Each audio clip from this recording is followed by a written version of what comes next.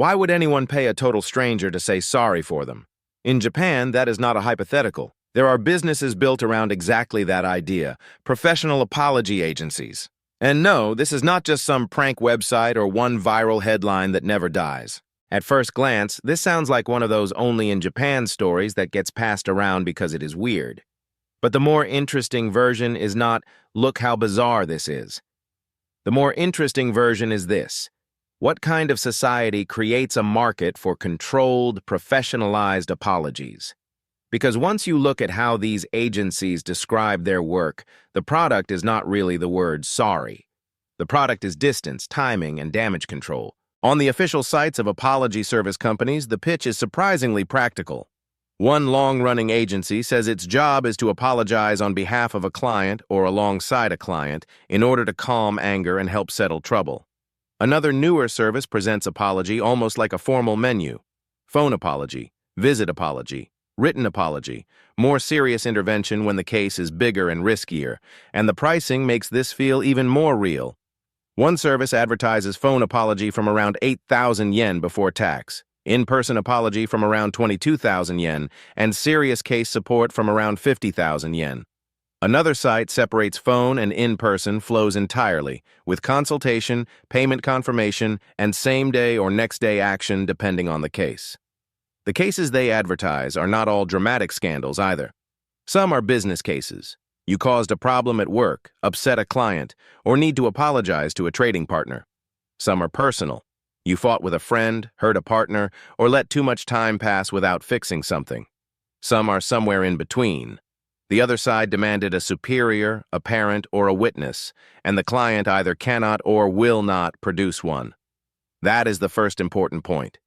These services are not just selling fake emotion, they are selling a process with intake forms, consultations, payment confirmation, phone support, and sometimes a decision that the agency should not take the case at all. That last part matters. One long-running apology agency says it refuses requests when outsourced apology would create more legal trouble or make the situation worse. So even the people selling the service are saying, not every apology should be outsourced, which tells you something immediately. This is not magic. It is social triage. So why would somebody use this instead of just apologizing themselves? Start with the workplace version, because that is probably the easiest to understand. Imagine you made a serious mistake with a customer or business partner. The problem is not only what happened, the problem is also who contacts whom in what order, with what tone, and with what level of formality. In a highly hierarchical environment, the wrong message from the wrong person at the wrong time can escalate the damage. That is where an apology agency can present itself less like a weird stunt and more like a specialist buffer. One service advertises phone apology plans, visit apology plans, and more serious plans for larger business trouble. Another highlights legal supervision, psychological support, and the ability to choose the method that best fits the case. Again, notice what is being sold, not courage, structure. Now look at the personal side.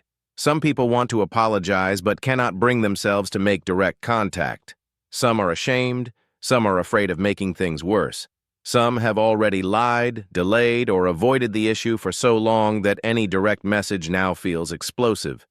In those cases, the agency becomes a controlled first point of contact. Not quite therapist, not quite lawyer, not quite friend. Something in between. And that in-between zone is exactly why this topic is interesting. Modern life creates all kinds of situations where emotional labor becomes procedural labor. Apology agencies are one of the clearest, strangest examples of that transformation. Media coverage pushes that weirdness even further because it is so easy to headline. One recent Japanese entertainment segment described apology specialists handling everything from in-person apologies to phone and email apologies, with face-to-face cases starting at around 50,000 yen. That makes for a great viral premise, but if we stop there, we miss the actual story. The real story is that apologizing is not always just about regret. Sometimes it is about choreography. Who bows, who calls, who witnesses it, whether the other side feels respected, whether the company can save face, whether the situation cools down before it becomes a bigger conflict.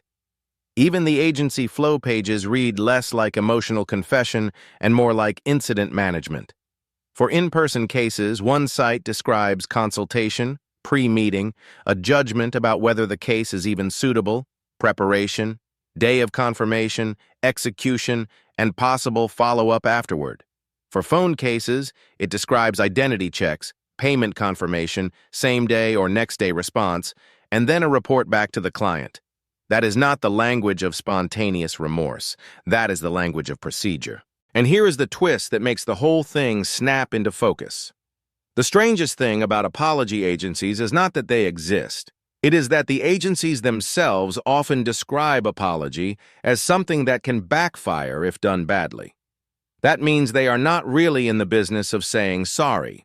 They are in the business of managing the conditions around apology.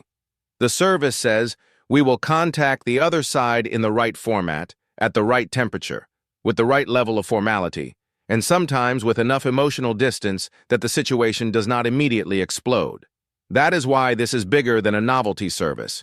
It reveals a world where trust repair can be outsourced into steps, scripts, and risk assessment. And honestly, once you put it that way, apology agencies stop looking like a bizarre Japanese exception and start looking like an extreme version of something many societies already do. HR handles the call. PR writes the statement. Legal approves the wording. A consultant coaches the executive. A mediator carries messages between two people who cannot speak without detonating the situation. Japan just made that logic unusually visible. And because some agencies openly say no to the wrong kinds of requests, the most revealing part may be this.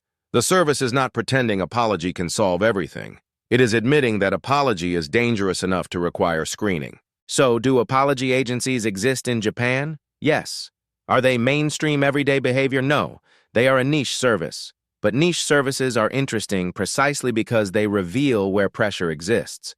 And this one reveals a lot. It tells us that apology is not always a simple moral act. Sometimes it is a social technology. Sometimes it is reputation management. Sometimes it is an attempt to create just enough safety and structure for two sides to re-enter contact at all. That is what makes this topic worth decoding, not because Japan is weird, but because when a society takes something as emotional as saying sorry and turns it into a service menu, you learn very quickly what kinds of friction people are trying to survive. And if you want more stories like this, where a strange headline opens into a much bigger system, that is exactly what this series is for.